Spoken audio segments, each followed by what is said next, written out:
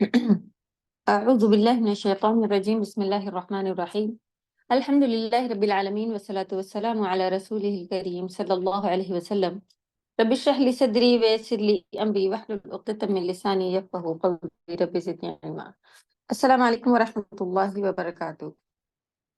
کیسی ہیں سبھی پیاری بہنیں؟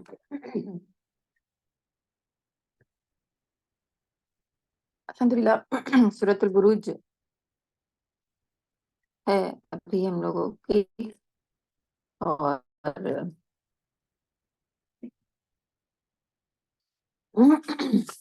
پچھلی سورہ میں سے کسی کا کوئی سوال تو نہیں رہتا ہے؟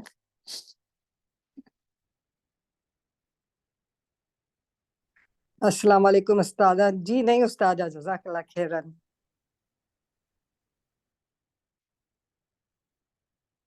وعلیکم السلام ورحمۃ اللہ، بارک اللہ فیک. چلیے الحمدللہ. آپ سبھی کے ریٹرن ورک آ رہے ہیں؟ اس میں سے ایسا کوئی ہے جسے ریٹرن ورک کرنے میں پرابلم ہو رہی ہو لیکن کلاس اٹینڈ کرتے ہوں تو وہی بھی بتائیں اپنے بارے میں.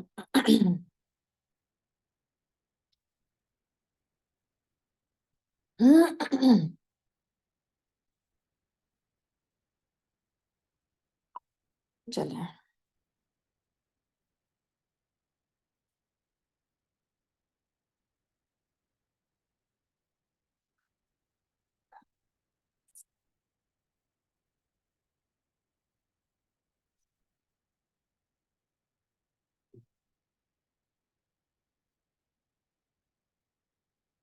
چلے تلاوت سے شروع کریں گے.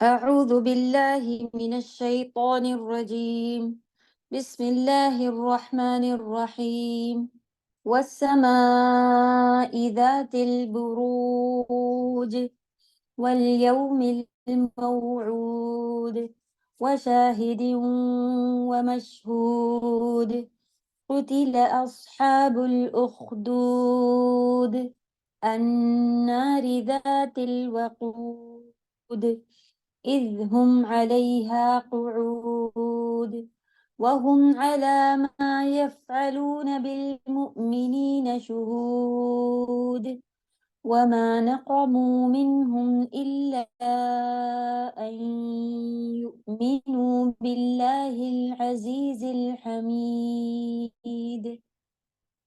الذي له ملك السماوات والأرض والله على كل شيء شهيد.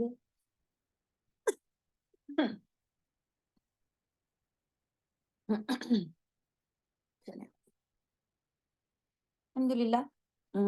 اچھی ایک سٹوری سے شروع ہو کے اور ایک سمجھنے کے لیے بہترین سورہ ہے ایمان کو ہمارے بڑھانے کے لیے. اور کس طرح سے یہ واقعے کیوں قرآن میں آئے ہوئے ہیں؟ کیونکہ یہ آزمائشیں الحمدللہ جیسا کہ قرآن کی آیت ہی ہے کہ ہم ایمان والوں نے کیا سوچ رکھا ہے کہ ایمان لائیں گے اور پھر ان کو جیسا کہ عام مسلمان کا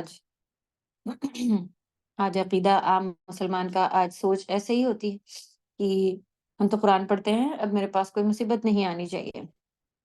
ہم تو نماز بھی پڑھتے ہیں اور اب تو میرے پاس ساری کوئی بھی ٹیسٹ، اب کوئی آزمائش کچھ نہیں ہونا چاہیے ہمارے ساتھ.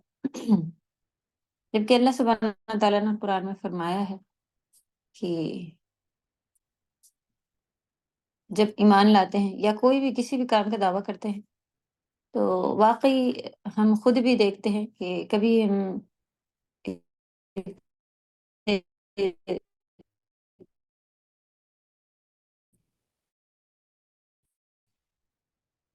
تو دیکھیں گے ہو جائے گا تو کر لیں گے والا پارٹ لے کے چلتے ہیں، جبکہ اللہ سبحانہ تعالیٰ کے پاس مضبوط چیز، پکے ایمان، مضبوط ایمان، اعلیٰ درجے کا ایمان، ایسی چیزوں کی ویلیو ہے جو کہ ہم جیسے کہ بہت ساری پھر مثالیں دی جاتی ہیں کہ سونا تب کہیں نکھرتا ہے وغیرہ وغیرہ.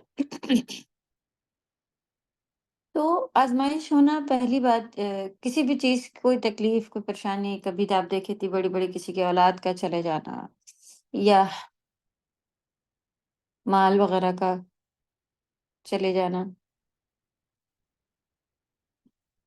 چلے جانا والا پارٹ پھر بھی سمجھ میں آ رہا ہوتا ہے، ملنا بھی ٹھیک ہے، مال کا ملنا، اولادوں کا ملنا، یہ ساری چیزیں بھی آزمائش۔ آج کل تو سب سے بڑا فتنہ بنا ہوا ہے اولاد کی پرورش، کیونکہ دنیا الٹی جا رہی ہے اور ہم بچوں کو دین پہ چلانا چاہ رہے ہوتے ہیں۔ یہ بہت بڑی جنگ ہے، جہاد ہے، کہ کس طرح بچوں کو خود کو سمجھا کر اور ان راستوں پر آنا۔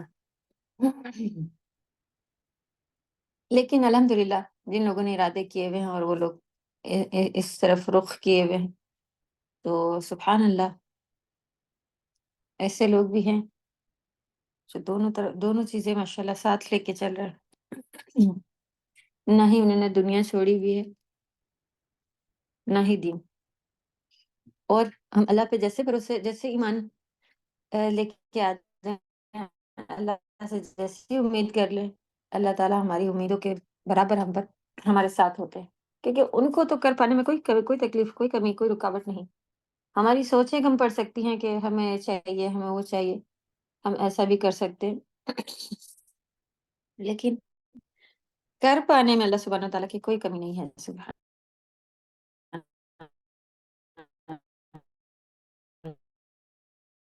اللہ۔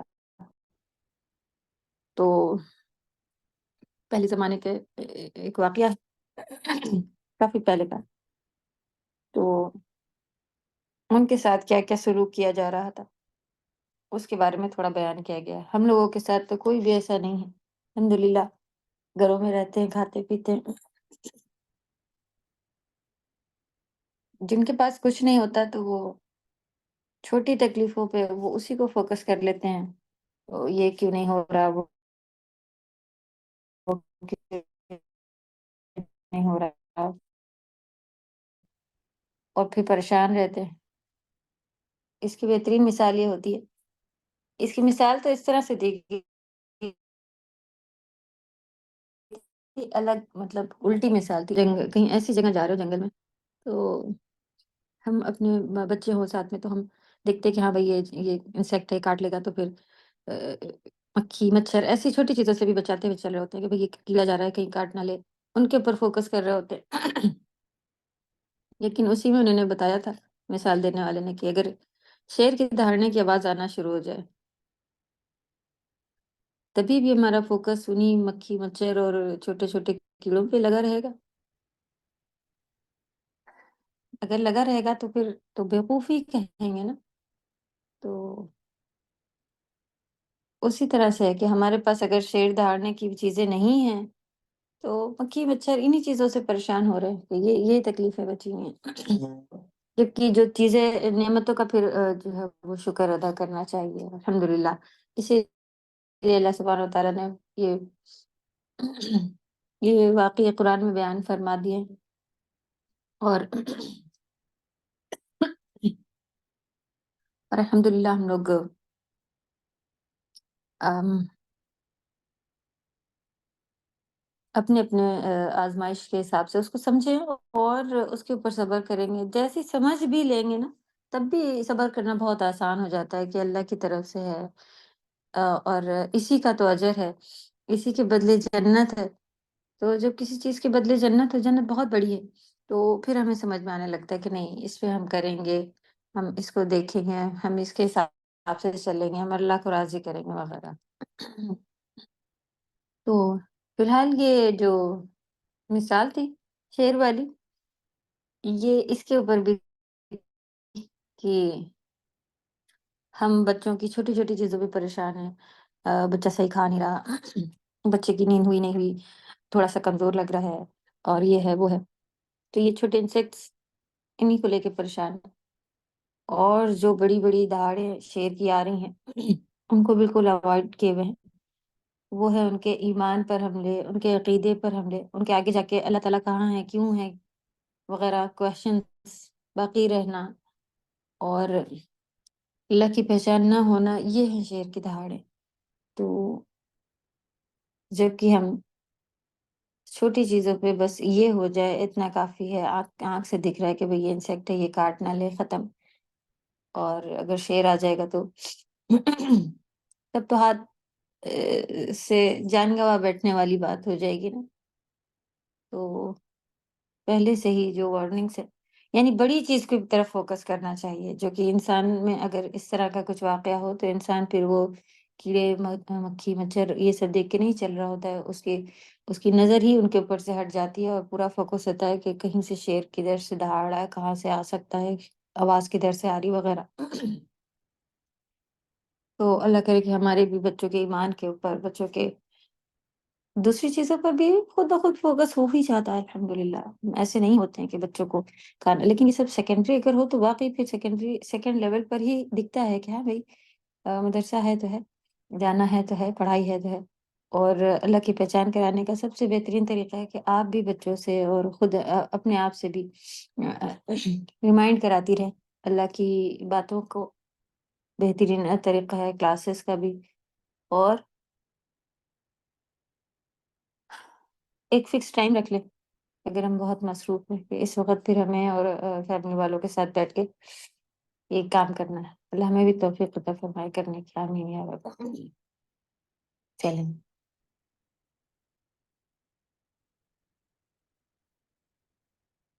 اوکے.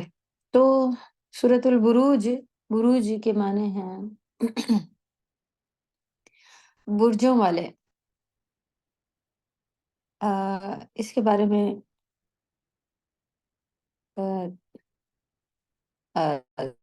الگ الگ وہ آیا ہے کہ جو جو پلانٹس کے چلنے کے جو راستے ہیں کوئی آپس میں ٹکرا نہیں رہا الحمدللہ. اور بار بار سائنس سے پتہ چلتا ہے کہ دنیا اتنی اسپیڈ سے آگے بڑھ رہی ہے اور یہ ہے وہ ہے. سب چیز ایک جگہ رکی نہیں ہے اور ایسے گول ہے اور ایسے ٹرن کر رہی ہے اور یہ ہے وہ ہے وغیرہ. ان کے لیے بھی بروج کہا گیا ہے، پلانٹس کو بھی بروج کہا گیا ہے وغیرہ. تو بروج انشاءاللہ دیکھیں گے ہم لوگ، تفسیر میں آئے گا انشاءاللہ. اللہ سبحانہ تعالیٰ نے آسمان کی قسم کھائی ہے جو کہ برجوں والا آسمان ہے. الیوم الموعود، اور اس دن کی جس کا وعدہ کیا گیا ہے. یوم مانے دن، موعود وعدہ کیے ہوئے.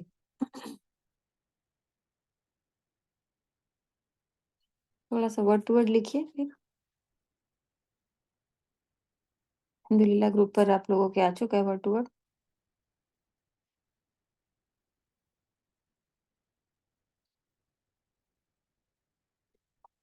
چلیں.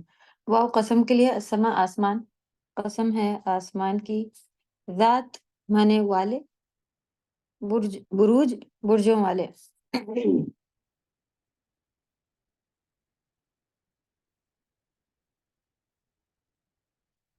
قسم ہے برجوں والے آسمان کی. اور قسم ہے الیوم دن کی، الموعود اس میں واو عین دال جو ہے وہ روٹ ورڈ ہے. وعدہ کیے ہوئے دن کی، وعدہ کیے ہوئے دن کی قسم. اور شاہد، جو شاہد کہتے ہیں جو کسی چیز کے اوپر موجود تھا، اس چیز کو دیکھ رہا تھا تو وہ اس چیز کا شاہد ہو جاتا ہے.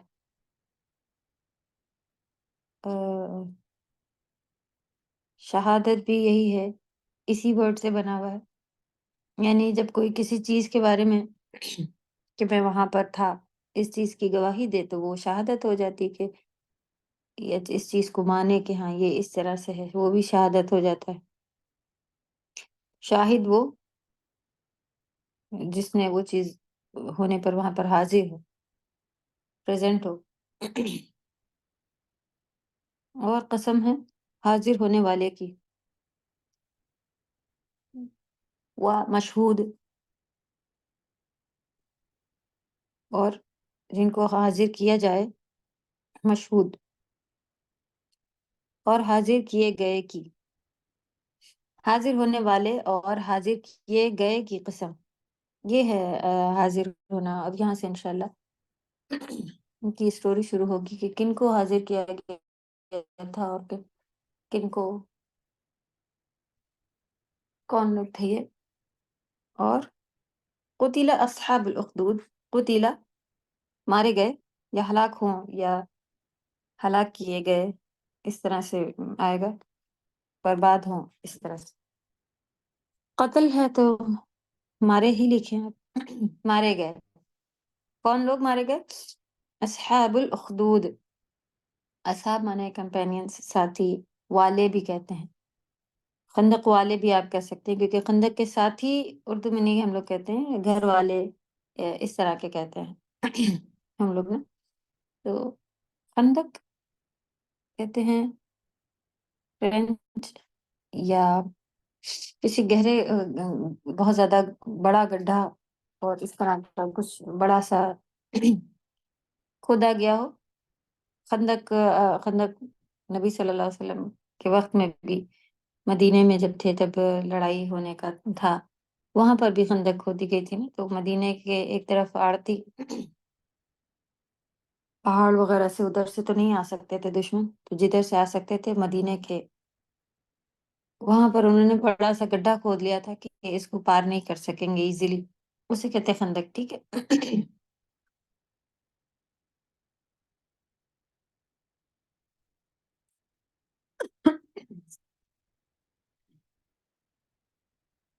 تو خندق والے مارے گئے، یعنی کہ انہوں نے برا کام کیا تھا اللہ کے یہاں، تو اس وجہ سے وہ ہلاک کیے گئے۔ انار، آگ، ذات الوقود،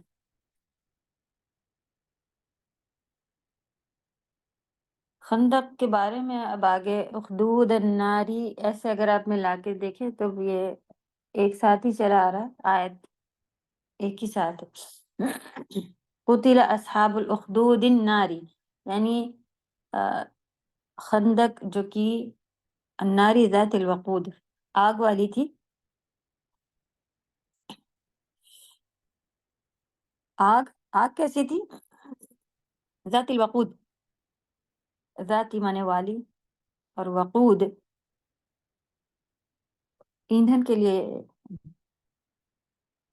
یوز ہوتا ہے یہ ورڈ، ایندھن والی تھی، یعنی کہ اس کو بہت زیادہ لکڑی، یہ وہ چیزیں، پتھر، کوئلہ، ان ساری چیزوں سے بہت زیادہ دہکایا ہوا تھا، بہت اچھے سے، بہت زیادہ بڑی آگ لگائی گئی تھی۔ تو وہ ایک آگ تھی ایندھن والی خندق کے اندر، تو اس کو دہکایا گیا تھا، خندق کو بہت زیادہ بڑا کھود کر کے، اور بہت بڑی آگ تیار کی گئی تھی کئی دن تک، کہ جب اتنی بڑی آگ ہو جائے گی تو اس میں ارادہ تھا کہ جو بھی ایمان لائے گا اس کو اس میں پھینک دیں گے۔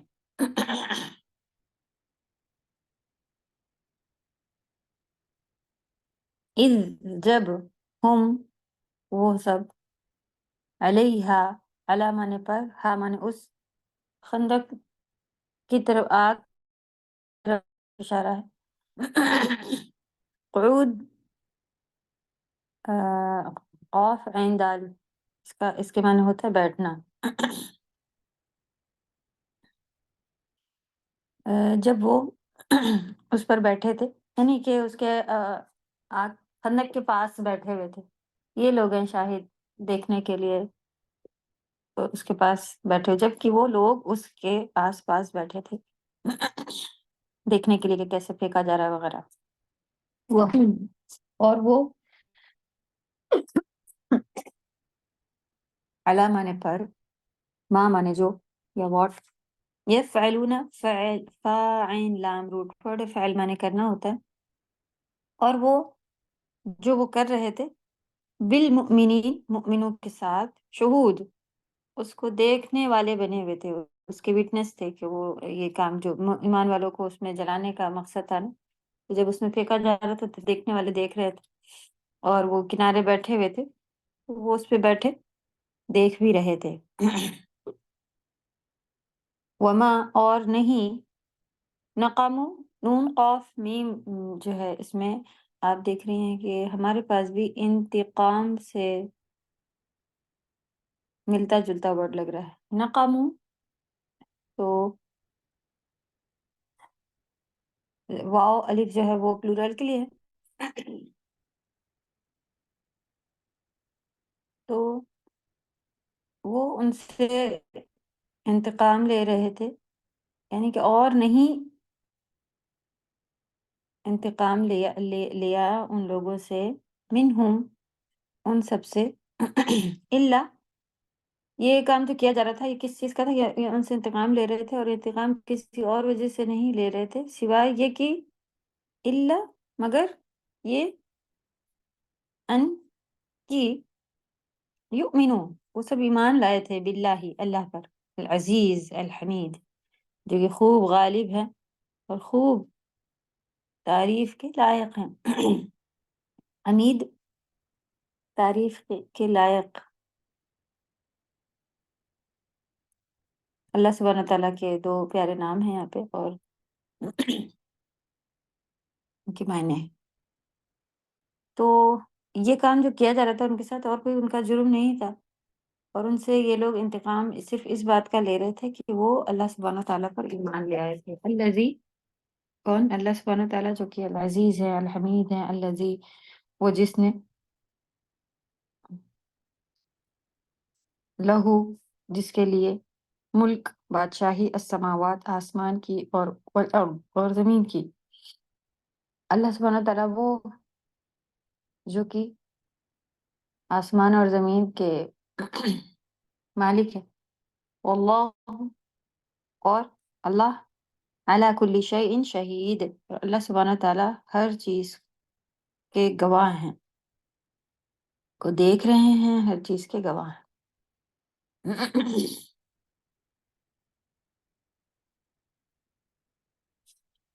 چلیں،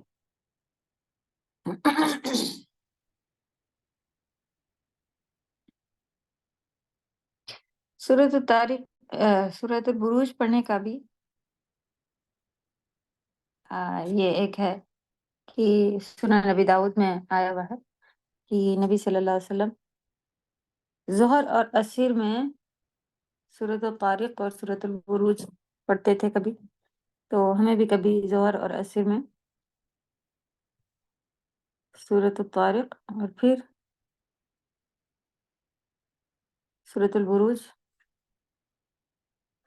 وہ جب کہ ادھر سے آ رہی تو پہلے سورۃ البروج پڑھیں پھر سورۃ الطارق پڑھی جائے گی، اور یہ بھی طریقہ ہے کہ پہلی رکعت جو ہے وہ اس میں زیادہ بڑی سورہ ہونی چاہیے، دوسری رکعت میں تھوڑی چھوٹی، یہ طریقہ ہے۔ اور سیکوینس اگر آپ کو معلوم ہے قرآن کا، تو جو قرآن کے میں سیکوینس سے نازل ہوئی ہے تو وہ پہلے پڑھی جانی چاہیے، یعنی کہ جیسے اگر آپ سورۃ الفلق اور سورۃ الناس پڑھنے جا رہے ہیں تو پہلی رکعت میں آپ کو کیا پڑھنا چاہیے؟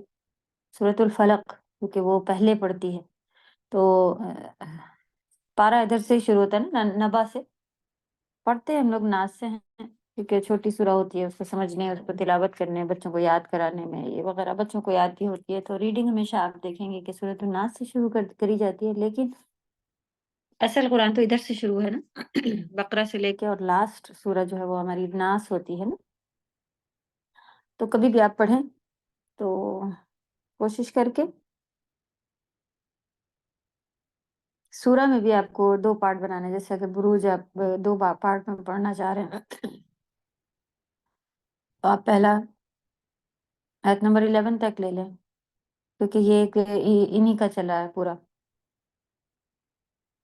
پھر یہاں سے ان بطش ربک لشدید، اللہ سبحانہ تعالیٰ کی پکڑ مضبوط ہے، یہ سیکنڈ آیت میں آپ پڑھ سکتے ہیں۔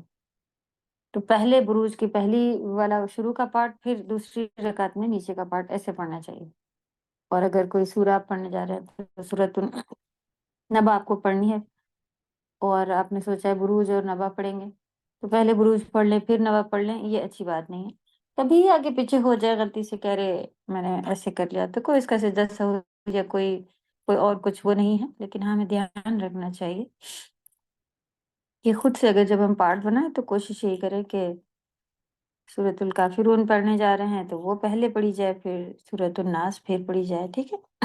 یعنی اگر ایسا بھی ارادہ ہے چھوٹی سورہ کا بھی، تو آپ اس کو سیکوینس دیکھ لیں کہ اذا جاء پڑھنے جا رہے ہیں تو وہ پہلے آتی ہے یا کافرون پہلے آتی ہے، اس کے حساب سے، اور چوز کر کے میں پہلی رکعت میں بڑی تھوڑی سورت سکس برابر بھی ہو سکتی ہے، اتنا مسئلہ نہیں، لیکن طریقہ یہ ہے صحیح کہ آپ پہلی رکعت زیادہ لمبی ہوتی ہے۔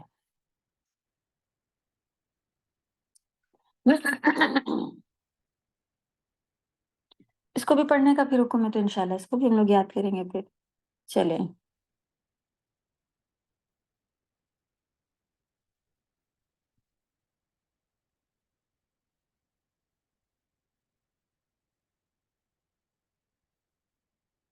اور جب سنت آپ کو پتہ چلے تو اس کو بالکل اسٹرکٹلی بس اب یہی پڑھنا ہے، ایسا نہیں کرنا چاہیے، چھوڑ کے اپنی مرضی کی بھی پڑھنی چاہیے اور ان کو بھی پڑھنا چاہیے، ایسے کرنا ہوگا، ٹھیک ہے؟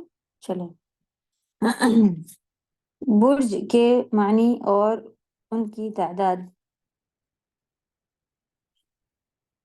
برج کے معنی اور تعداد یعنی اس کی گنتی وغیرہ۔ برج محل کی جمع ہے، محل، برج میں نے محل، محل جگہ کے لیے بھی کہا جا سکتا ہے، یا پھر لٹرلی محل کو بھی کہا جا سکتا ہے۔ برج کے اصل معنی ہیں ظہور، ظہور ظاہر ہونا، تو جو آسمان کے، چلیں، یہ کواکب کہتے ہیں پلانٹس کو، کی منزلیں ہیں، ٹھیک ہے؟ تو منزلیں ہیں سے بھی یہی مطلب ہے، جنہیں ان کے محل اور قصور، قصر بھی محل کو ہی کہتے ہیں، جو راجاؤں کا محل ہوتا ہے نا، وہ والے محل کو ہی کہتے ہیں، تو یہ ان کے محل اور قصور کی حیثیت حاصل ہے۔ تو ایکچولی یہ راستے ہیں، یہی کہا جاتا ہے کہ یہ پلانٹ کے راستے ہیں جن کو برج کا نام دیا ہوا ہے، قرآن میں بھی بروج آیا، اور ان کو ان کے محل کی حیثیت حاصل ہے، ظاہر اور نمایاں ہونے کی وجہ سے انہیں بروج کہا جاتا ہے۔ تو یہاں تو صاف جو پلانٹ ہیں اس کے بارے میں یہ بتا رہے ہیں کہ جو پلانٹ ہیں نظر آتے ہیں ان کو ہی بروج کہا جا رہا ہے، محل، انہی کو ہی محل اور ان کی جگہ اور ان کے، اور دوسری تفسیر میں سے ان کے چلنے کے راستے کو بھی برج کہا گیا ہے۔ تو یہاں پہ بتا رہے ہیں کہ ظاہر اور نمایاں، یعنی کوئی چیز جو دکھتی ہے اسے نمایاں کہا جاتا ہے، دکھنے کی وجہ سے ان کو بروج کہا جاتا ہے۔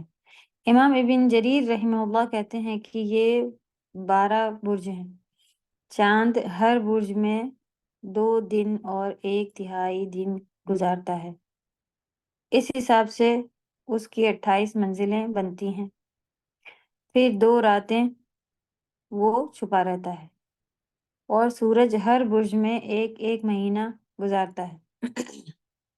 تو یہ جو انہیں نے بتایا، تو وہ اس کا چلنے کا طریقہ اور راستہ، اور اس کے اوپر اس سے ڈیپینڈ ہے کہ کہاں پہ کون کتنے دن رکتا ہے وغیرہ، اور اس کی منزلیں بھی بیان کی جاتی ہیں۔ تو چلیں، بس آپ لوگ اتنا ذہن میں رکھیں کہ پلانٹس کو بھی بروج کہا گیا ہے، اور ان کی جو چلنے کے راستے ہیں ان کو بھی بروج سے تعبیر کیا گیا ہے۔ بس کہاں پہ کتنے دن کیا ہے وہ ہمیں دیکھنے کی ضرورت نہیں ہے، بس یہ سمجھنے کی بات تھی۔ سبحان اللہ، ڈیٹیلنگ اگر اس کی دیکھی جائے تو اللہ سبحانہ تعالیٰ نے آسمان میں بھی کیا کیا چیزیں، اور جب کبھی اس کی ویڈیوز کوئی آپ دیکھو تو دیکھنے میں کبھی کوئی بہت خوبصورت، کبھی کسی چیز سے ہیبت ہونا، ڈر لگنا کہ کیسی ایک عجیب سی ایک وہ فیلنگ آ رہی ہے، ویسا بھی محسوس ہوتا ہے کسی کسی کو۔ تو اور آپ دیکھیں کہ یہ کوئی کلیش نہیں ہو رہا ہے، کوئی آپس میں لڑ نہیں رہے ہیں، کبھی سورج کسی میں ٹکرا جا رہا ہو یا کوئی، تو یہ سب اللہ سبحانہ تعالیٰ کی بنائی ہوئی بہترین ان کی قدرتیں ہیں، اور جس کے اللہ سبحانہ تعالیٰ نے قسم کھائی کہ آسمان ایسا ہے، برجوں والا ہے۔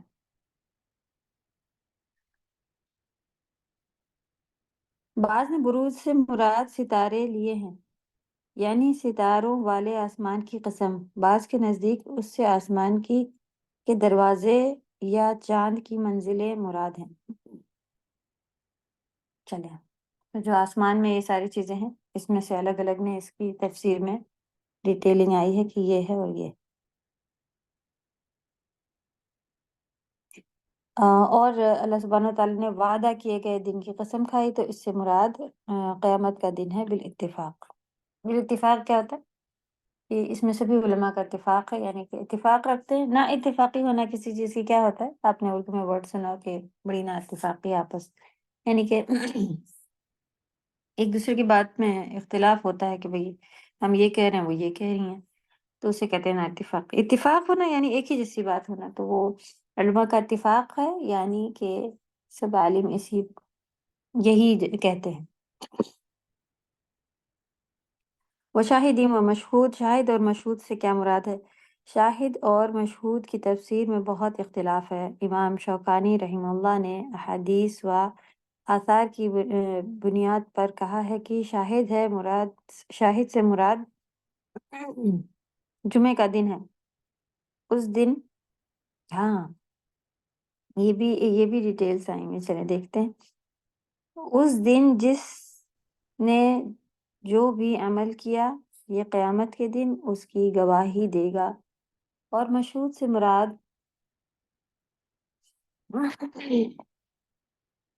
عرفے، یعنی 9 ذی الحجہ کا دن ہے، جہاں لوگ حج کے لیے جمع اور حاضر ہوتے ہیں۔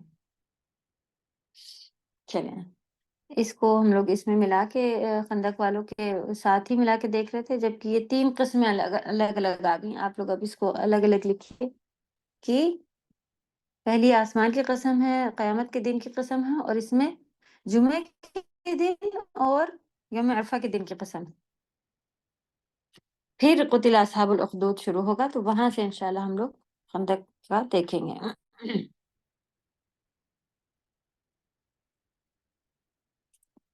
3 قسمیں لکھیں۔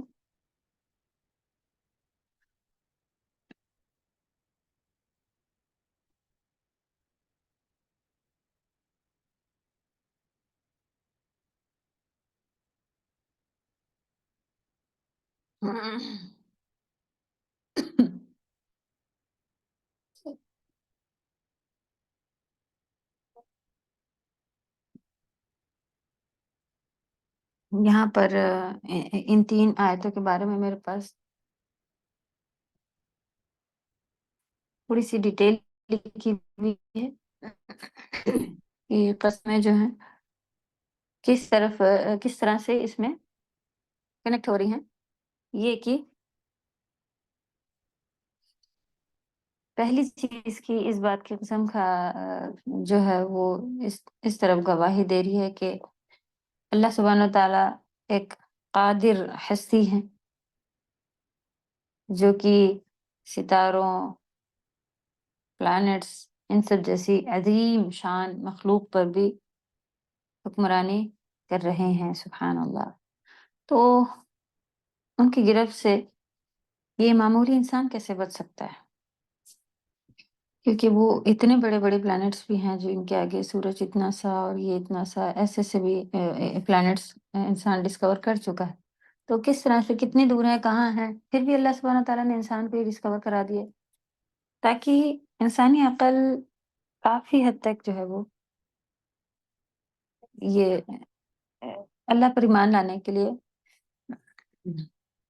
اس کو ثبوت اور یہ ساری چیزیں چاہیے رہتی ہیں۔ تو یہ ساری چیزیں کیسے اپنے آپ ہی بنی ہوئی ہیں، اپنے آپ ہی وہاں پر کنٹرول میں ہیں، کوئی کسی میں ٹکرا نہیں رہا، کوئی چیز وہاں سے گر کے ہمارے اوپر نہیں آئی جاتی، کیونکہ بہت ایک پوائنٹ کی جتنی ہے دنیا اس کے آگے، اگر کوئی ایسی چیز وہاں سے اس کا ایک ٹکڑا بھی گر جائے اور ہم پر دنیا میں آ کے ٹکرا جائے تو پوری دنیا ادھر سے ادھر گھومتی پھرے اور پھٹ جائے اور ختم ہو جائے، اور پورا انسان سارے کے سارے، انسان کی توقعات پھر بہت ہی چھوٹی ذرا سی ہے نا وہ دنیا جب ایک پوائنٹ جیسی بچ رہی ہے تو انسان کی اس میں پوائنٹ لگانے جیسے بھی جگہ نہیں بچے گی، اور بھی چھوٹی۔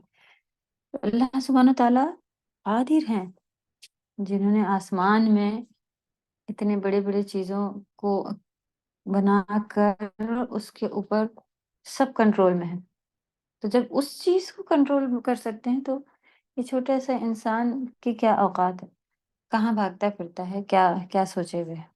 پھر دوسری قسم جو ہے تو اس طرح سے کھائی گئی ہے کہ دنیا میں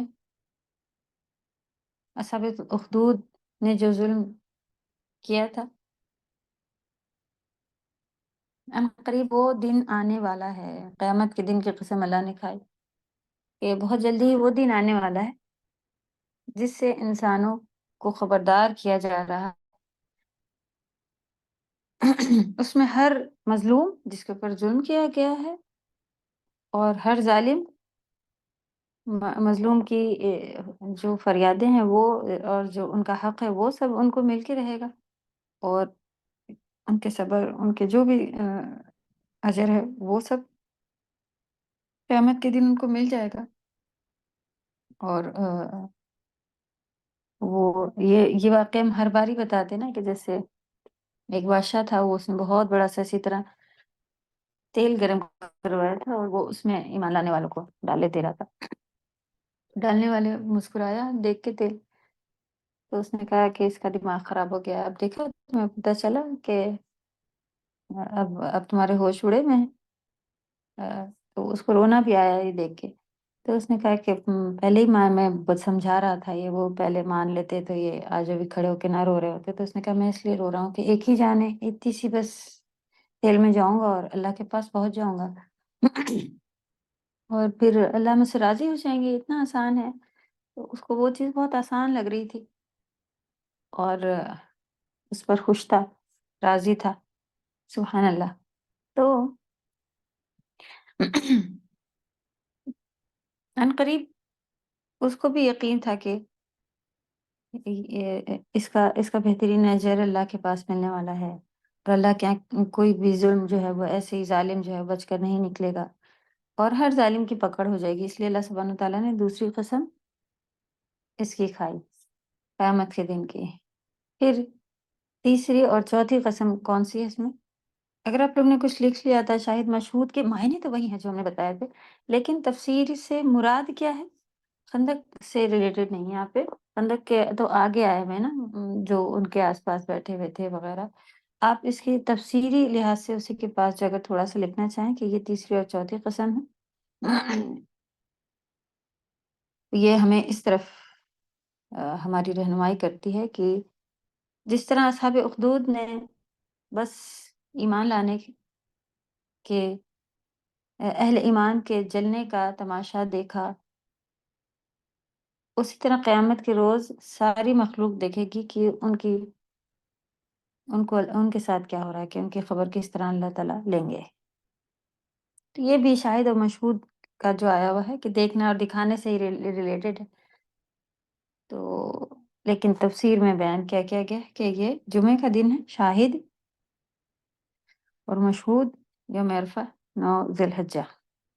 تو یہی لکھیں اس کے حدیث کے تفسیر کے لحاظ سے، یہ آپ دیکھ رہے ہیں اس میں نمبر بھی دیا ہوا ہے،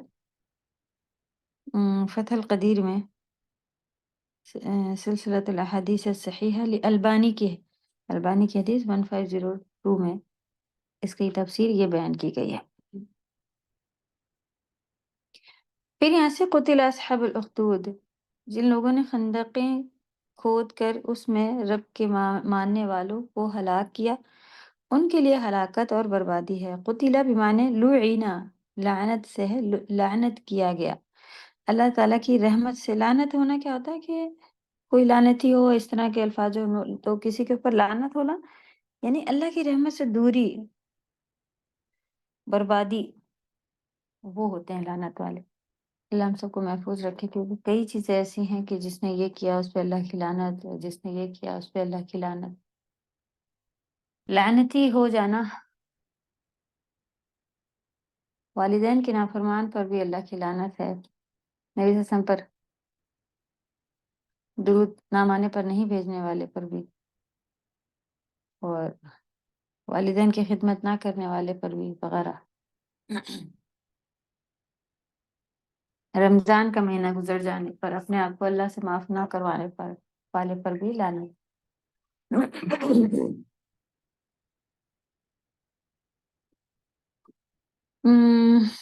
یہاں پر کوئی خاص اصحاب اخدود کا واقعہ ہاں جی بیان کیا ہوا، نیچے چلے یہ پڑھ لیں گے، پھر دیکھتے ہیں کہ کیا ہے اس کا واقعہ۔ النار آگ، اخدود خندقوں سے بدل کا استعمال ہے۔ جمعے کے دن کی قسم کے بارے میں یہاں پر دیکھیں جو آیا ہوا ہے تفسیر میں کہ حدیث کی بنیاد پر جو بتایا جا رہا ہے، تو وہ جمعے کا دن ہے، اس دن جس نے جو بھی عمل کیا وہ قیامت کے دن وہ اعمال جو ہیں وہ اس کی گواہی دیں گے، اس لیے جمعے کا دن بتایا گیا ہے کہ جمعے کا دن شاہد ہوگا، کیونکہ وہ اتنے ہمارے ویکلی ایک دن ایسا گزرتا ہے جس میں اچھی عبادتوں کا حکم ہے۔ جمعے کی نماز الگ ہوتی ہے، خطبہ ایک دفعہ لیکچر سننا چاہیے، تو ویکلی ایک دفعہ ہم لوگ کو لیکچر سننے کا مل رہا ہوتا ہے مسجد میں، اور پھر جمعے کی نماز سے پہلے مسجد میں جانے کا ہم سبھی کو معلوم ہے کہ اگر کافی پہلے سے پہنچ جائیں تو ایک کیمل اللہ کی راہ میں صدقہ کرنے کا اجر ہے، تھوڑا لیٹ پہنچے تو اسی طرح بکری، پھر گائے بکری، اور پھر آخر میں جو بہت ہی لیٹ پہنچے پھر وہ اس کو اللہ کی راہ میں ایک انڈا صدقہ کرنے کا ثواب ملے گا۔ اور پھر جب خطبہ وغیرہ شروع ہو جاتا ہے تو یہ والے اجر بھی بند ہو جاتے ہیں اور فرشتے بھی خطبہ سننے بیٹھتے ہیں، تو خطبے سے پہلے جانا جو اور جتنا ارلی جائے گا اس کو اتنا اجر ہوگا۔ تو یہ ایک اجر والا خاص دن ہے، درود پڑھنا ہے اس دن۔ کوئی ایک ایسا گھڑی ہوتی ہے، ایک وقت ایسا ہوتی ہے، ایک گھنٹہ بھی کہا گیا ہے، موسٹلی عصر سے مغرب کے بیچ کا گھنٹہ وہ کہا جاتا ہے جس میں دعا قبول ہو جاتی ہے وغیرہ۔ اس دن کو پھر شاہد کہا گیا ہے، گواہ ہوگا وہ جمعے کا دن کہ ہاں اس نے یہ عمل کیے تھے۔ مشہود میں بھی جس دن سارے لوگ وہاں پہ جمع ہوتے ہیں، 9 ذی الحجہ کو، یوم عرفہ کو، تو وہ جمع ہوتا ہے انسان، تو وہ خود گواہ ہوگا۔ اس کا بھی اسی طرح کی بس کوئی شارٹ ڈیٹیل آتی ہے تھوڑی سی، ورنہ اس کی ڈیٹیلنگ آپ اگر نہ بھی کریں تو اتنا انف ہے کہ جمعے کا دن اور یوم عرفہ کے دن کو شاہد اور مشہود کے لحاظ سے بیان کیا گیا ہے۔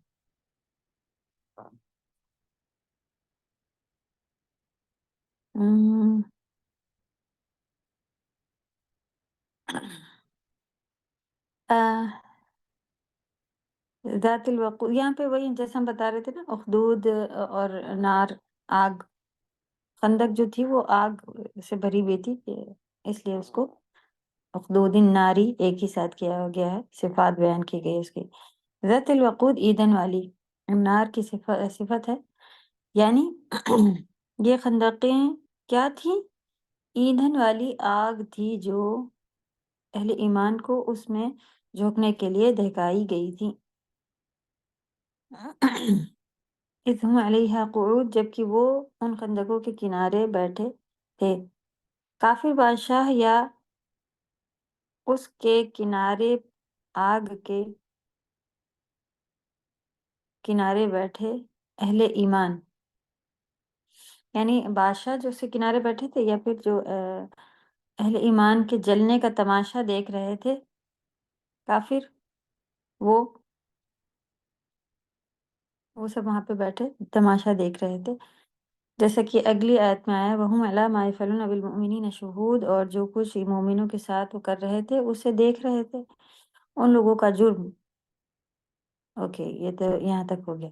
وَمَا نَقَمُوا مِنْهُمْ إِلَّا أَن يُؤْمِنُوا بِاللَّهِ الْعَزِيزِ الْحَمِيدِ، اور انہیں ان مومنوں کا یہی، اور نہیں انہیں ہی لکھا ہے، اور انہیں ان مومنوں کا یہی کام برا معلوم ہوا کہ وہ اللہ غالب قابل تعریف پر ایمان لائے تھے۔ ان لوگوں کا جرم جنہیں آگ میں جھونکا جا رہا تھا یہ تھا کہ وہ اللہ غالب پر ایمان لے آئے تھے۔ اس واقعے کی تفصیل جو صحیح احادیث سے ثابت ہے آگے بیان کی جا رہی ہے۔ اصحاب اخدود کا واقعہ۔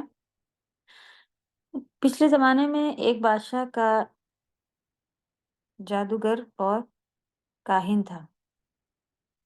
جادوگر جادو کرنے والا، کاہن جو غیب کی باتیں بتانے کا، یعنی اس کے کاہن کے پاس ایک جین وغیرہ ہوتے ہیں ان کے، اور وہ اس سے کچھ معلوم کروا لیتے ہیں اور غیب کی باتیں بتاتے ہیں، یا پھر ایسے ہی اپنے آپ باتیں بتانا ہوتا ہے نا، ہاتھ دیکھ کے وغیرہ یہ سارے وہ آتے کاہن۔ تو ایک بادشاہ تھا، اس کے پاس جادوگر کاہن تھا۔ جب وہ جادوگر بوڑھا ہو گیا تو اس نے بادشاہ سے کہا، بے شک میں اب بوڑھا ہو گیا ہوں، ایک ذہین لڑکا میرے سپرد کر دے تاکہ میں اسے جادو سکھا دوں۔ وہ بوڑھا ہو گیا تھا، اس سے بھی کام ہو نہیں رہا تھا، تو اس نے کہا میرا سکھا ہوا ہے، میں کسی ایسے کوئی اچھا آپ کے پاس ہو سمجھدار اس کو بھیجے میرے پاس، میں اپنا جو علم ہے وہ اسے سکھا دوں گا، پھر آپ اسے رکھیے گا اپنے پاس۔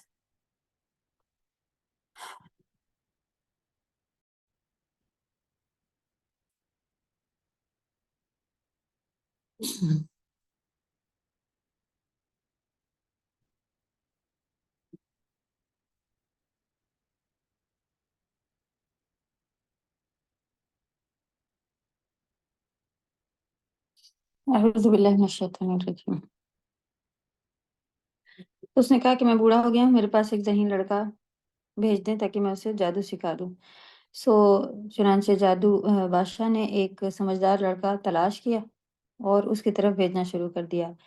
وہ جادو سکھاتا، نہیں جس کو وہ جادو سکھاتا، اس کے راستے میں ایک راہب، پادری وغیرہ، یا جو یہ اچھا تھا انسان، صحیح اس کے اوپر تھا، وہ بھی اس کا بھی ایک جگہ پڑتی تھی، شہر ٹھکانا تھا۔ وہ لڑکا جب بھی جادوگر کے پاس جاتا تو راہب کے پاس بھی تھوڑی دیر کے لیے بیٹھ جاتا۔ اس لڑکے نے اس کی باتیں سنی تو اسے اچھی لگی، بس وہ جب بھی جادوگر کے پاس جاتا تو گزرتے ہوئے راہب کے پاس بھی تھوڑی دیر بیٹھ جاتا تھا۔ جب وہ جادوگر کے پاس آتا تو دیر سے آنے کی وجہ پوچھنے پر جادوگر اسے مارتا تھا۔ اس نے راہب کو بتایا۔ راہب نے اس سے کہا کہ جب تمہیں جادوگر سے مار کا ڈر ہو تو کہہ دیا کرو کہ مجھے میرے گھر والوں نے روک لیا تھا، اور جب گھر والوں سے ڈر ہو تو کہہ دیا کرو کہ مجھے جادوگر نے روک لیا تھا۔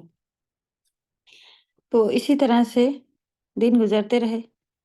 ایک دن لڑکے نے اپنے راستے میں ایک بہت بڑا جانور، شیر یا اور سانپ وغیرہ کچھ دیکھا جس نے لوگوں کا راستہ روک رکھا تھا۔ لڑکے نے دل میں کہا، آج کے دن میں جان لوں گا کہ جادوگر افضل ہے یا راہب۔ اس نے ایک پتھر پکڑا اور کہا، اے اللہ، اگر راہب کا معاملہ میرے نزدیک جادوگر کے معاملے سے بہتر ہے اور پسندیدہ ہے تو اس جانور کو اس پتھر کے ذریعے سے مار دے تاکہ راستہ کھل جائے، لوگ گزر جائیں۔ یہ کہہ کر اس نے پتھر اس جانور کو مارا جس سے وہ ہلاک ہو گیا اور لوگ گزر گئے۔ وہ لڑکا راہب کے پاس آیا اور اسے یہ واقعہ کہا، اس کو پورا یہ واقعہ بتایا کہ میں نے ایسے سے نیت کر کے اللہ سے دعا مانگ کے ایسا میں نے کرا کہ اگر کون صحیح ہے، راہب یا جادوگر۔ راہب نے کہا، بیٹے آج تم مجھ سے افضل ہو، تمہارا معاملہ جہاں تک پہنچ گیا ہے میں وہ دیکھ رہا ہوں، اور عنقریب تم آزمائش میں ڈالے جاؤ گے۔ بس جب آزمائش کا یہ مرحلہ آئے تو تم میری بابت مت بتلانا، یعنی میرے بارے میں مت بتلانا کسی کو بھی۔ یہ لڑکا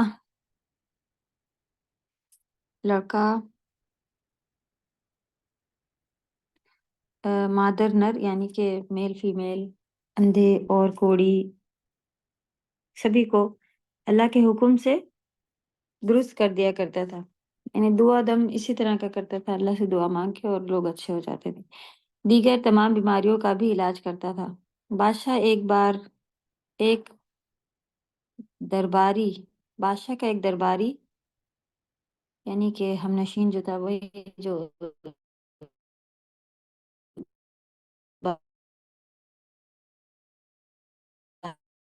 بادشاہ کے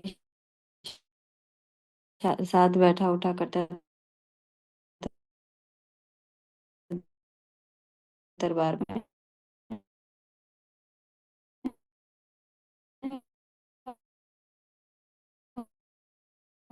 وہ اندھا ہو گیا۔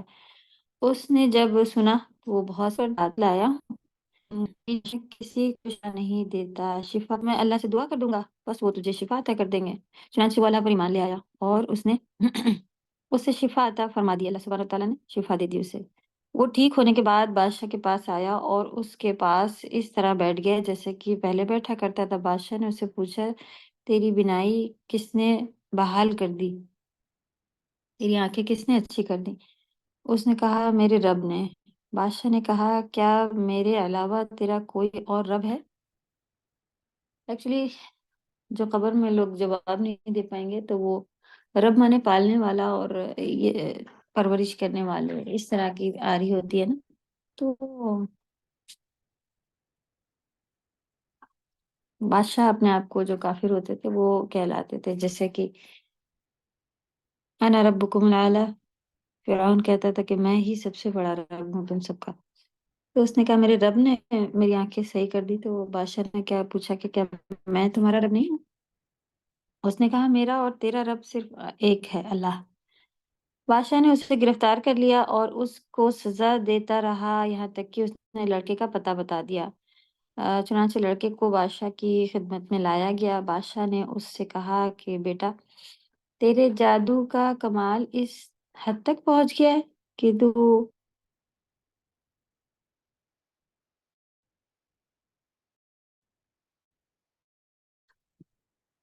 مادر ذات اندھے اور کوڑی کو، یعنی مادر ذات انسان کو کہا جاتا ہے، کر لیتا ہے۔ لڑکے نے کہا، بے شک میں کسی کو شفا نہیں دیتا، شفا دینے والا تو صرف اللہ سبحانہ تعالیٰ ہے۔ بادشاہ نے اسے بھی گرفتار کر لیا اور اسے سزا دیتا رہا یہاں تک کہ اس نے راہب کا پتہ بتا دیا۔ بس راہب کو پیش کیا گیا اور اس سے کہا گیا کہ تم اپنے دین سے پھر جاؤ۔ اس نے انکار کر دیا۔ بادشاہ نے آرا منگوایا اور اس آرے کو اس کے سر کے عین درمیان، یعنی ان کو بیچ میں رکھا، مانگ جہاں پہ نکالی جاتی ہے وہاں پر سر کے بیچوں بیچ میں رکھ دیا اور اس کے سر کو چیر دیا یہاں تک کہ اس کے سر کے دو حصے ہو گئے۔ پھر بادشاہ کے ہم نشین درباری کو بھی بلایا گیا اور اس سے کہا گیا کہ اپنے دین سے پھر جا۔ اس نے بھی انکار کر دیا۔ چنانچہ آرا اس کے سر کے مانگ والے مقام پر رکھ دیا گیا اور اس کے بھی سر کو چیر دیا گیا، جس سے اس کے سر کے دو ٹکڑے ہو گئے۔ پھر لڑکے کو لایا گیا اور اس سے کہا گیا کہ اپنے دین سے پھر جاؤ۔ اس نے بھی انکار کر دیا۔ بادشاہ نے اسے اپنے چند خاص آدمیوں کے سپرد کر دیا اور کہا کہ اسے فلاں فلاں پہاڑ پر لے جاؤ اور اس پر اسے چڑھاؤ۔ جب تم اس کی چوٹی تک پہنچ جانا تو اس سے اس کے دین کے بابت پوچھنا، اگر اپنے دین سے پھر جائے تو ٹھیک، ورنہ اسے وہاں سے نیچے پھینک دینا۔ چنانچہ وہ اسے پہاڑ پر لے کر چڑھے تو اس نے اللہ سے دعا کی، اے اللہ، تو ان کے مقابلے میں جیسے تو چاہے مجھے کافی ہو جائے۔ یہ دعا بھی پڑھی جاتی ہے، دیکھیں، اللہم اکفینیہم بما شئت۔ اللہم اکفینی بما شئت، تو ان سب کے مقابلے جس طرح سے میری مدد کرنا چاہے میرے لیے کافی ہو جائے، یعنی اللہ کی مدد آ جائے گی تو کافی ہو جائے گا جو بھی سامنے ہو۔ چنانچہ پہاڑ لرزا، یعنی پہاڑ ہلنے لگا، جس سے وہ سب گر کر مر گئے اور اللہ نے اسے بچا لیا۔ لڑکا بادشاہ کے پاس آ گیا، بادشاہ نے اس سے پوچھا کہ تیرے ساتھیوں نے کیا کیا؟ کیا انہوں نے تجھے پہاڑ پر کی چوٹی پر نہیں گرایا؟ لڑکے نے کہا کہ ان کے مقابلے میں اللہ سبحانہ تعالیٰ مجھے کافی ہو گئے۔ بادشاہ نے اسے پھر اپنے چند خاص آدمیوں کے سپرد کر دیا اور ان سے کہا کہ اسے لے جاؤ، کشتی میں سوار کرو اور سمندر کے درمیان میں لے جا کر اسے پوچھو، اگر یہ اپنے دین سے پھر جائے تو ٹھیک ہے، ورنہ اسے سمندر میں پھینک دینا۔ چنانچہ وہ اسے لے گئے، اس نے کشتی میں بیٹھ کر دعا کی، یہی اللہم اکفینی بما شئت، اے اللہ تو ان کے مقابلے میں جیسے مجھے چاہے کافی ہو جا۔ چنانچہ کشتی دوبارہ اسے بچا لیا اور وہ بادشاہ کے پاس آ گیا۔ بادشاہ نے اسے پوچھا کہ تیرے ساتھیوں نے کیا کیا؟ کیا تجھے سمندر کے بیچ میں نہیں لے گئے، نہیں پھینکا؟ لڑکے نے کہا کہ اللہ نے کے مقابلے اللہ ان کے مقابلے میں مجھے کافی ہو گئے۔ پھر لڑکے نے یعنی اللہ نے بچا لیا، اللہ تعالیٰ میرے لیے کافی تھے۔ بادشاہ سے کہا کہ تم اس وقت تک مجھے قتل نہیں کر سکو گے جب تک یہ طریقہ نہ، جیسے کہ ہم بتا رہے نا ویسے وہ طریقہ اختیار نہ کرو جو میں تمہیں بتلاؤں۔ بادشاہ نے کہا وہ طریقہ کیا ہے؟ لڑکے نے کہا تو ایک کھلے میدان میں لوگوں کو جمع کرو اور مجھے سولی دینے کے لیے ایک تنے پر چڑھا دو، پھر یعنی کہ پھانسی کے پھندا لگا کے تنے پر چڑھا دو، پھر میرے ترکش سے ایک تیر لے کر، جس میں تیرے رکھتے ہیں، اس میں سے ایک تیر نکال کے اسے کمان پر رکھو، پھر یہ الفاظ پڑھو، بسم اللہ رب الغلام، لڑکے کے رب اللہ کے نام سے مجھے تیر مارو۔ مطلب اس نے کہا کہ لڑکے کے رب اللہ کے نام سے، ایمان لانے کے لحاظ سے یہ الفاظ اس نے اسے کہے کہ جب تک تم یہ نہیں کہو گے کہ اللہ کے نام سے یا اللہ کے رب کے نام سے میں شروع کرتا ہوں، سوری، اس لڑکے کے رب کے نام سے میں شروع کرتا ہوں، اللہ کے نام سے، یعنی کہ یہ الفاظ اس نے اسے ایمان لانے کے لحاظ سے بتائے۔ بس جب تو ایسا کرے گا تو وہ مجھے قتل کر لے گا۔ بادشاہ نے ایسا ہی کیا، تیر لڑکے کے ترکش پر لگا، نہیں کنپٹی پر لگا لڑکے نے اپنے ہاتھ اپنی کنپٹی پر رکھا اور مر گیا۔ لوگ یہ ماجرا دیکھ کر رب کائنات کی حقیقت اور الہ واحد کی توحید سمجھ گئے اور بے اختیار پکار اٹھے، آمنا برب الغلام، ہم بھی اس لڑکے کے رب پر ایمان لائے۔ بادشاہ اور زیادہ پریشان ہو گیا، چنانچہ اس نے خندقیں کھدوائیں اور اس میں آگ جلائی اور حکم دیا کہ جو ایمان سے انحراف یعنی انحراف مانے بدلنا، چینج ہونا، پھرنا نہیں پھرے گا، اس کو آگ میں پھینک دوں گا، اس کو آگ میں پھینک دو، یہ حکم دے دیا اس نے۔ اس طرح ایماندار یعنی ایمان والے آتے رہے اور آگ کے حوالے ہوتے رہے، حتیٰ کہ ایک عورت آئی جس کے ساتھ ایک بچہ تھا، وہ ذرا ٹھٹکی تو بچہ بول پڑا، یعنی کہ وہ بچے کو لے کے کودنے جا رہی تھی تو بچہ بولنے لگا، اماں صبر کر، تو یقیناً حق پر ہے۔ صحیح مسلم کی یہ اتنی بڑی حدیث تھی، اور 3005۔ امام ابن کثیر رحمہ اللہ نے بھی بعض واقعہ نقل کیا ہے جو اس کے مختلف ہیں، اور کہا ہے کہ ممکن ہے کہ اس قسم کی متعدد واقعات مختلف جگہوں پر ہوئے ہیں۔ تو یہ والا واقعہ انہی نے بھی ڈالا ہے، ورنہ اور بھی جگہ پر اس طرح کے ایمان لانے پر واقعے ہوئے ہیں۔ اور آج تک ہو رہے ہیں. کہ نہیں ہم لوگوں نے نیوز سنی تھی کہ مسلمانوں کو کی پوری پوری بستیاں جلا دی جا رہی. اللہ تعالیٰ ہم سب کو کہ ایمان کی حفاظت کرنے والا بنائے، اور ایسا کہیں نہ ہو کہ ہم ایمان کو بھی نہ سمجھیں اور دنیا کی بھی مصیبتوں میں پڑیں اور تکلیفیں اٹھانے کے بعد بھی کچھ حاصل نہ کر سکیں. تو تکلیفیں تو اس دنیا کا پارٹ ہے. اصل تکلیف وہی ہے شیر کی چیز کو اگر ہم نہیں سمجھ رہے تو اس کو سمجھنا ہے بہت زیادہ. کہ ہمارا ایمان، توکل، تقوی، یہ ساری چیزیں جو ہیں یہ مضبوط رہیں بہت زیادہ، تاکہ دیکھیں یہ کیسے آزمائش میں یہ خوشی خوشی سب گئے. وہ ماں جس کے ساتھ میں بچہ تھا وہ بچے کے لیے آگے پیچھے ہو رہی تھی، بچہ ہی بول پڑا کہ یقیناً آپ حق پر ہیں. بچے کو کیا عقل ہوگی پھر بھی، لیکن اصل میں ان کے ایمان سچے ہوتے ہیں. یہ ایک دفعہ ایمان کی بات پتہ چلنے پر اور ان کو سمجھ آ جاتا ہے. ہمیں 10 بار پتہ چلتا ہے اور ہم سوچتے ہیں اچھا بعد میں دیکھیں گے، اچھا کریں گے. اس لیے یہ چیزیں بھی ہم کو فائدہ نہیں دے رہی ہوتی، کیونکہ دوسری چیزیں بہت زیادہ بھر کے رکھی ہیں اور کچھ شیطانی حملے کے پتہ نہیں. یہ صحیح سب کلیئر ہوتا ہے الحمدللہ. آپ کریں آگے بڑھیں تو الحمدللہ پتہ چل رہا ہوتا.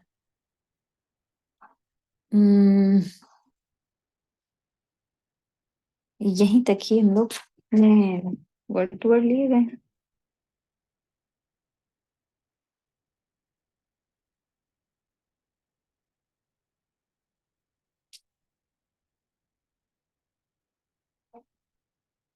آیت نمبر 10 سے نیکسٹ کلاس میں لیں گے انشاءاللہ. جبکہ اس کا ورڈ ٹو ورڈ جو ہے وہ بس سمجھنے کا ہے، باقی اسی قصے میں پورا آ رہا ہوتا ہے. ان بطشہ سے نئی چیز شروع ہو رہی ہے.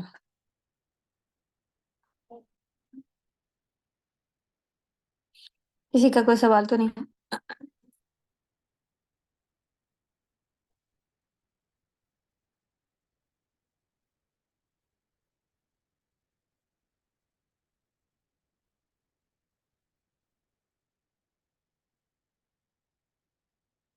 عربی میں ٹوٹل جو سینٹنس بنا ہوتا ہے اس میں سنگل سنگل ایک ایک ورڈ. السلام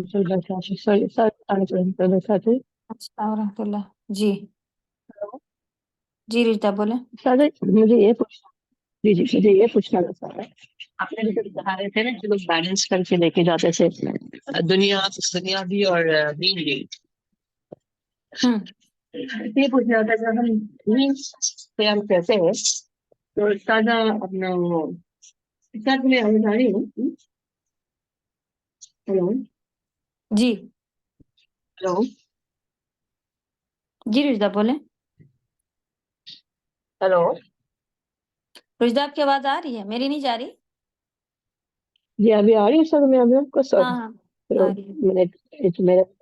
ایشو تھا. اچھا سر مجھے یہ پوچھنا تھا آپ سے جو آپ نے کہا تھا نا کلاس میں شروعات میں کہ ہم ایسے بھی لوگ ہوتے ہیں جو برابر دین اور دنیا کو لے کے چلتے ہیں. تو یہ سوال میں کافی لوگوں سے میں نے مطلب ہماری ایسی سوچ ہوتی ہے کہ جیسے لوگ کہتے ہیں کہ ٹھیک ہے ہم نماز پڑھتے قرآن پڑھتے ہم سب مطلب اللہ کے حکم مشورے کو فالو کرتے. پھر بھی جیسے آپ کہتے میوزک نہیں سننا چاہیے وہ شیطان کا غذا ہے. اور پھر وہ موویز بھی دیکھتے ہر چیز جو یہ سب چیز بھی کرتے. تو وہ کہتے ہیں نہیں دیکھو ہم بیلنس کریں ہم دنیا اور دین کو لے کے چلے. تو اس پہ میں تھوڑا آپ سے نہیں آپ سے دنیا مجھے اور دین کو، سمجھ دنیا جی کیا ہے؟ جی دنیا کیا ہے؟ دنیا گناہ کرنا دنیا ہے اور نیک کام کرنا دین ہے. یہ ان کے اگر مطلب ہے تو یہ انہوں نے اس جی کو ڈیفینیشن اس کی غلط یا اس کو نام غلط دیا ہوا ہے. تو جی یہ ان کی خواہشات کو پورا کرنا اور اپنی مرضی سے چلنا، دین کو نہیں ماننا ہے. یہ دنیا جی اور دین مطلب نہیں ہوتا ہے. دنیا اور دین کا مطلب ہے کہ کیا دیندار لوگ جو ہیں وہ شادیاں نہیں کرتے ہیں، جی جی وہ گناہ نہیں کرتے. گناہ کا پارٹ الگ ہے کہ گناہ کبھی ہو جائے، ہاں گناہ ہوتا ہے، ایسا نہیں کہ ان سے گناہ نہیں ہوتا، تو جی لیکن جی ہاں یہ ہے کہ دل میں وہ چیز اٹھنا کہ ہاں بھائی غلطی ہو گئی اب نہیں کریں گے وغیرہ، یا جان بوجھ کر نہیں کرنا، یا ایسا دنیا سے مطلب ہے، شادیاں بھی کرتے ہیں، پارٹیز بھی کرتے ہیں، اور اللہ کے حکم کو لے کر چل رہے ہیں کہ بھائی بس پردہ کرنا ہے، باقی آپ فل میک اپ میں جائیں، فل ڈریسنگ کر لیں، عورتیں ہیں جو بھی آپ چاہیں ویسا. تو یہ ہو گیا ہمارے کوئی انجوائمنٹ ہمارا ختم نہیں ہے، کوئی ہم ایسا بھی نہیں کہ شادیاں بس ایسے ہی گھر بیٹھے کر لیتے ہو، نہیں، سب کو سب تھے، سب کچھ کرا گیا، اور سوتے بھی ہیں، اور اس لیے سوتے ہیں کہ ہم تو بچے بھی ہمارے اسکول بھی جاتے، سبھی یہ والا پارٹ ہے دنیا کا ہونا. دین اور دنیا سے مطلب یہ نہیں ہے کہ آپ اللہ کی نافرمانی کریں اور کہیں کہ ہم بیلنس بنا کے چل رہے ہیں، نہیں، بالکل غلط ہے یہ ڈیفینیشن. اگر اس طرح کی کسی نے اس کو سمجھ کے رکھا ہے دین اور دنیا دونوں لے کے چلنا، تو یہ کہہ رہے ہیں کہ ہم اللہ کو بھی تھوڑا تھوڑا خوش رکھ رہے ہیں اور کافروں کو بھی تھوڑا، یا آپ کہہ لیں کہ گناہ گاروں ہیں ظلم کرنا ان کو بھی تھوڑا تھوڑا خوش رکھ رہے ہیں. یہ ہو گیا بیلنس. نہیں، یہ بیلنس نہیں ہے، جی یہ اپنے اوپر زیادتی ہے. تو یہ بیلنس یہ ہوتا ہے کہ آپ کو کوئی جی جی دنیا میں مناہیاں نہیں ہے کہ آپ کچھ ایسا کام نہ کریں، لیکن اللہ کے حد میں رہ کے کرنا ہے. یہ ہوتا ہے کہ ان کے کیا مسلمانوں کے بچے اسکول میں نہیں پڑھیں گے، پڑھیں گے، وہ بھی پڑھتے ہیں. تو یہ ہو گیا دین کا بھی پڑھنا ان کا اور اچھا ایک لیول ہونا چاہیے. تو یہ بیلنس ہے. ٹھیک ہے، الحمدللہ کلیئر ہو گیا رجا. چلو. سر ہاں آپ کو جی میری آواز آ رہی ہے؟ جی تھوڑا ہلو، تھوڑا کریک ہوگی بیچ میں، آ رہی ہے. ابھی ہاں، تو میرا بولنے کا مطلب سادہ شارٹ اینڈ سویٹ، آپ نے لیسن میں بھی آپ نے ہم کو بتایا، مطلب ایک حدود ہے، اللہ کی حدود حد ہے، اس کے اندر ہم کو رہ کے کرنا ہے، رائٹ سادہ؟ یہ ہے مطلب یہ نہیں کرنا ہے کہ تھوڑا گناہ بھی کرنا ہے تو تھوڑا اب یہ بیلنس ہے، نہیں، یہ بیلنس نہیں ہے. یہ تو اپنی وہی نا، مرضی کے جیسے کام. اللہ سبحانہ تعالیٰ کی حدود ہے، سب ہمیشہ بولتے ہیں نا بیریئر، ایک حدود، اللہ سبحانہ تعالیٰ کے حدود کے اندر رہ کے ہر چیز کرنا. صحیح، بس ہاں یہ آپ اس میں بھی جیسے اگر کوئی سمجھ جائے تو پھر گڈ میں ہے. سمجھ گئی، آپ سمجھ بس ایک تو جی جی سمجھ گئی، جی جی، جزاک اللہ خیر استاد، جزاک اللہ خیر. جزاکم اللہ خیر. السلام جب علیکم میم. وعلیکم السلام جی. میم مجھے ایک وہ تفسیر میں والطارق سے ایک لائن بتا دیجیے، جو وعدہ کر کے توڑنے والے کی جو حدیث وہ ہے نا تفسیر، اس میں یہ لکھا ہے قیامت کے دن اس کے سرانے کے پاس ایک جھنڈا ہوگا. میم اس کا جھنڈا ہوگا، اس کا اس سرانا. میں اس کا کیا مطلب ہے یہ جی میم، جھنڈا ہوگا کیا، کس چیز کا؟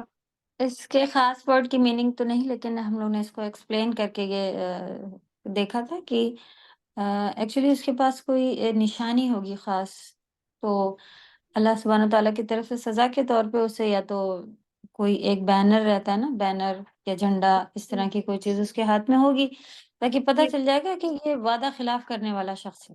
تو جو آج وہ اپنے دلوں میں رکھے ہوئے ہے تو وہ قیامت کے دن ظاہر ہو جائے گا، سب کو پتہ چل جائے گا.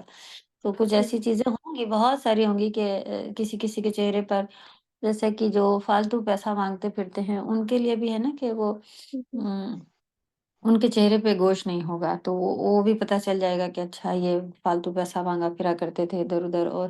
اور بھی بہت ساری علامتیں ہیں کہ جو ایسے قیامت کے دن اٹھیں گے. تو خاص ان کے پاس تو پورے بینرز ہوں گے، جھنڈے ہوں گے، تو جنہوں نے اس طرح کا کیا ہوگا. یہ اچھا. حدیث یہاں پہ اس لیے آئی بھی ہے تاکہ جو دلوں میں چھپائے ہوئے ہیں وہ وہاں پہ سب کلیئر ظاہر ہو گئے. تو وہ جھنڈا چھوڑ نہیں سکے گا انسان کہ بھئی پھینک دے، کسی کو پتہ نہ چلے، وہاں سب سامنے کھلا ہوا ہوگا.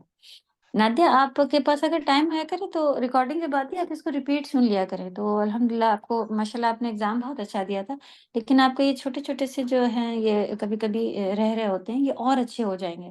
تو ماشاءاللہ جی آپ نے ایگزام کے قریب آپ نے اس کو ریپیٹ کر کے سننا پڑھنا محنت کی تھی، تو آنسرس آپ کے بہت اچھے تھے الحمدللہ. اور جی میم میں پڑھ لوں لیکن گی پھر بھی میم. آپ کے پاس تھوڑے چھوٹے چھوٹے والے ایسے نارمل والے جی کوشچنس بھی آ مجھے جاتے سمجھ نہیں آتے ہیں، ہیں. جیسے اب یہ تو اس عمل کا مخفی بہتر نہیں ہے طریقہ میم، ہوں عمل مخفی نہیں ہے، اس کا مطلب نہیں سمجھ میں آتا. مخفی، مخفی چھپا ہوا، خفیہ سے بنا ہوا مخفی. اچھا ٹھیک. تو یہ ساری باتیں ابھی بھی دیکھیں، ہم نے قصہ پڑھا، کافی سارے ورڈ جو مشکل تھے اس کو خود بخود ہم چینج کرتے گئے اور اسکپ کر کے جی اس میں کو لکھتی جا رہی تھی میں. تو جی آپ جب جزاک اللہ میم. آڈیو ویڈیو آیا کرے تو آپ اس کو ریپیٹ سنا کرے تو بہت، ویسے سبھی کو سن لینا چاہیے. بہت فائدہ ہوتا ہے ریپیٹ سننے سے الحمدللہ، ایک بہترین پریپریشن ہو جاتا ہے ایگزام کا. کئی لوگ تو ایگزام کے قریب سوچ رہے ہوتے کہ یہ ہم لوگ کو کچھ پڑھنے کا ہے ہی نہیں، بس الحمدللہ تھوڑا سا ورڈ ریوائز کیا اور ساری چیزیں ذہن میں ہیں الحمدللہ. تو ایسا بھی ہے، تو وہ سننے آپ کو کوئی رٹنا بیٹھنا ایسا کچھ بھی نہیں، آپ اس کو سنیں گے تو الحمدللہ بہت فائدہ ہوتا ہے. چلیے میرا سوال ہے کہ عربی میں آپ کو ایک سینٹینس میں کیا کیا چیزیں مل جائیں گی جسے پارٹ آف اسپیچ کہا جاتا ہے کہ بھئی ہمارے پاس ورب، پروناؤن، ناؤن، یہ ساری ایڈجیکٹیو، پروپوزیشن سب اتنے سارے انگلش میں ہوتے ہیں، عربی میں کیا کیا چیزیں ہوں گی؟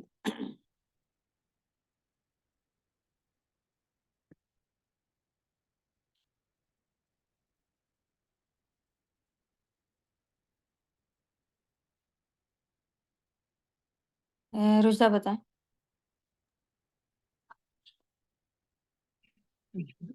استاذہ اسم، جی فعل اور بتائیں. حرف. ہاں اسم، اسم. فعل اور حرف. جی فعل اور اسم. حرف. ہاں اسم، فعل اور اسم، حرف. ناؤن، کوئی بھی چیز ہوگا تو بس آپ کو عربی میں ناؤن، تین ایک verb اینڈ پارٹیکل.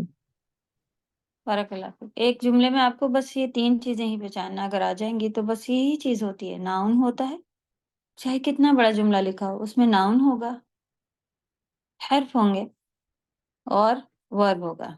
الحمدللہ بس ان تین چیزوں پر ہی پڑھنا ہے. تو ھذا حسان، تو اس میں آپ کو پھر پتہ چل جائے گا جو چھوٹے چھوٹے ہوتے ہیں انہیں حرف کہا جاتا ہے، حمزہ حرف ہو سکتی ہے، پھر ھذا جو ہے وہ ناؤن ہے، حسان بھی ناؤن ہے، تو اس میں کوئی ورب نہیں ہے.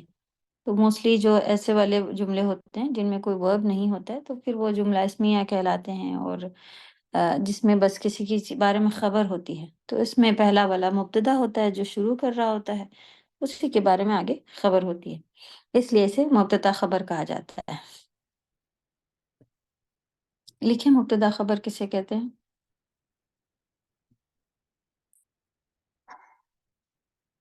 الحمدللہ میری طبیعت اب کافی بہتر چل رہی ہے ابھی پھر، لیکن بیک پین شروع ہے تو پھر بھی الحمدللہ آڈیو بنا کے بھیجنے کا سلسلہ کرا جا سکتا ہے. اور اچھا خاصے یہ والے کوشچن آپ لوگوں کے کلیئر ہو گئے ہیں. تو بس اب اس میں ہم لوگ کیا سیکھ رہے تھے، اس کو سمجھ کے آگے بڑھتے جائیں گے. اور پھر عربی میں ہم لوگوں نے دیکھا تھا کہ بس یہ صرف تین چیزیں ہیں، تو کافی ساری چیزیں جو ہندی میں، اردو میں ہمارے پاس ہوتی ہیں، انگلش میں، وہ اس میں پھر نہیں ہوتی ہیں، جیسے کہ ہے، کی ہے، یہ سب اللہ کی کتاب، یہ اس طرح کی سارے جو چیزیں رہتی ہیں یہ ہمارے پاس نہیں ہوتی ہیں عربی میں. وہ پھر آپ کو کیسے پتہ چلے گا کہ کون سا ورڈ، ناؤن ناؤن ناؤن سب لکھے ہوئے ہیں، آپ کو کیسے پتہ چلے گا؟ اس ورڈ کے حرکت جو لگے ہوں گے اینڈ میں، اس سے پتہ چلتا ہے. ٹھیک ہے، کتابن، کتابن، کتابن، اس سے پتہ چلتا ہے کہ آپ کتاب سے جملہ آپ کو شروع کرنا ہے یا کتاب کے بارے میں بتایا جا رہا ہے اس جملے میں. تو یہ انشاءاللہ تو بس مبتدا خبر آپ لوگوں کی ہو گئی الحمدللہ پڑھ کے. پھر سے دیکھ لیں گے آپ لوگوں نے اپنے پاس لکھا ہوا ہے کہ نہیں، کیونکہ کچھ میسج تو شروع میں ہم لوگوں نے ریٹرن لیے تھے. مبتدا خبر کسے کہتے ہیں، اس کو اور آسان میں ہم ایک دفعہ دیکھ کر کے آپ کو دوبارہ بھجواتے ہیں. اور پھر جملہ نارمل جب ہوگا تو اب آسان جملے ہم لوگ چھوٹے چھوٹے جملے بنا کے دیکھے تھے، اس میں سب کی ماشاءاللہ آپ کو ٹرانسلیشن آ رہے ہوتے ہیں. من ھذا و جی رشدہ آپ کو کچھ کہنا ہے، بتائیں.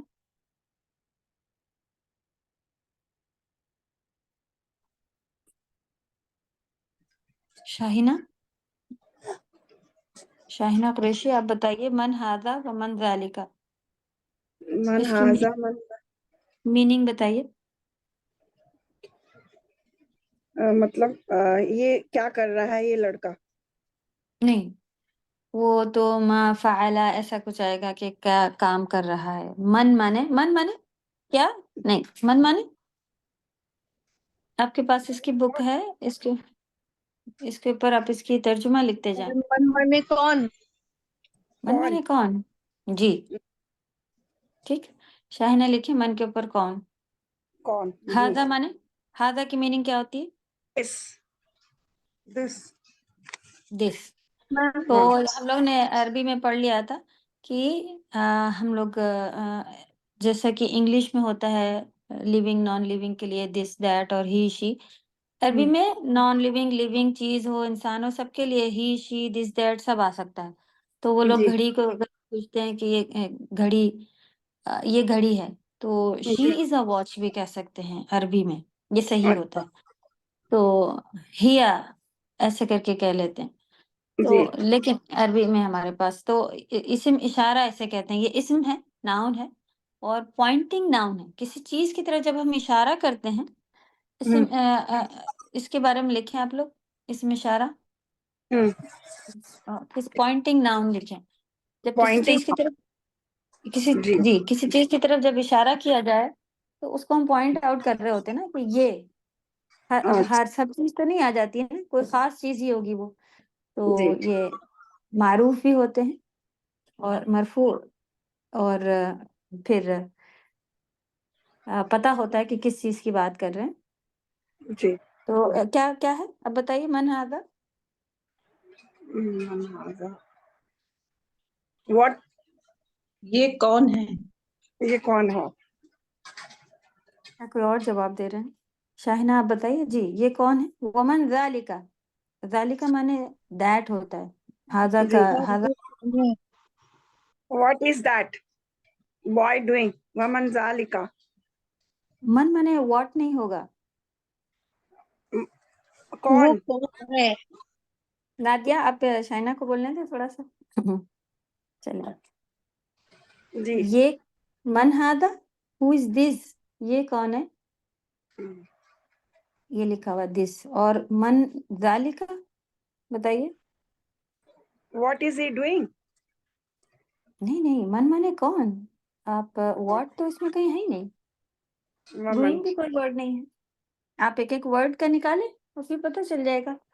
من مانے جی کون اور ذالکا مانے دیٹ وہ. کیا جملہ ذالکا ہے؟ از دیٹ من ہاذا یہ کون ہے. و من ذالکا، و مانے اور دیٹ مانے وہ. من مانے کون، وہ کون ہے، یہ کون ہے اور وہ کون ہے. اچھا جی آنسر بتائیے. ہاذا مدرس و ذالکا امام. فوٹوز بھی بنے ہوئے ہیں، آپ اگر دیکھ کے بتائیں. He is a teacher of the school نہیں کہاں مدرس لکھا ہے مدرسہ، یہ وہ کچھ بھی نہیں لکھا مدرس ہوا. مینس مدرس مینس ٹیچر. ٹیچر ہاذا مدرس یہ ٹیچر ہے. ہاذا کے بارے میں پوچھا تھا نا، من ہاذا یہ کون ہے، تو یہ یعنی جو قریب کھڑا تھا وہ مدرس ہے. وذالک امام، ذالک مانے وہ دیٹ. اور جی وہ وہ امام کے معنی امام ہی ہوتا ہے. جو مسجد میں نماز پڑھائے وہ امام ہوتا ہے، جی وہ امام ہے. تو جی جب ٹرانسلیشن کرایا جائے تو اس کی ترجمے لکھیں. یہ بہت ہی آسان جملہ تھا جو کہ الحمدللہ معلوم ہونا چاہیے تھا لیکن نہیں معلوم ہے. تو یہ سارے جو آپ نے لیٹ جوائن کیا ہوا ہے یا نہیں لکھی ہوئی ہیں ہاں تو لیسن 2 کے جی بتائیں. یہ بک ہے آپ پاس؟ ہاں میرے پاس ہے جی جی میرے پاس ہے یہ بک ہاں ان کے اوپر پھر آپ یہ لکھ لیں انشاءاللہ. بک ہے بھی، اور اگر آپ اس کے اوپر پھر اس ہاں کا یوز دونوں نہیں بک کریں ہے ویسے میرے پاس دو بھی الحمدللہ بک ہیں ماشاءاللہ، تو پھر آپ اس کے اوپر اس کا ٹرانسلیشن لکھیں اور دیکھ کے بتائیں. ہم تو ابھی دیکھ کے بتانے کے لیے بھی منع نہیں کرتے کہ جی بن کر کے بتائیں بغیر دیکھا. آپ تھوڑا سا ابھی مجھے دیکھ گرامر میں تھوڑا سا رہتا ہے پرابلم رہتی ہے وہ ذرا سی پرابلم یہی ہے کہ لکھا ہوا نہیں، نوٹس اچھا نہیں بنائے ہیں، لکھا ہوا نہیں. اور کوئی پرابلم نہیں ہے الحمدللہ. اتنی عقل ہے جب ہم انگلش میں ہندی میں ہر طرح کی بات کر رہے ہوں تو پھر عربی جی میں کیوں نہیں کر سکتے جبکہ قرآن بھی سیکھ رہے ہیں. جی تو انشاءاللہ یہ لیسن 2 تک آپ سب کو یہ کر کے آئیے. جی کوئی اگر پچھلا آپ لوگوں کے پاس باقی رہتا ہے تو پھر وہ ہم انشاءاللہ نیکسٹ کلاس میں جی کر جی کے لیسن 2 تک جی کا ٹیسٹ لیں گے. چلیں آپ لوگ ٹھیک سب ریڈی کیجیے اسے. ٹھیک ہے جی جی سبھی کو اوکے لیسن 2 تک کا ٹیسٹ.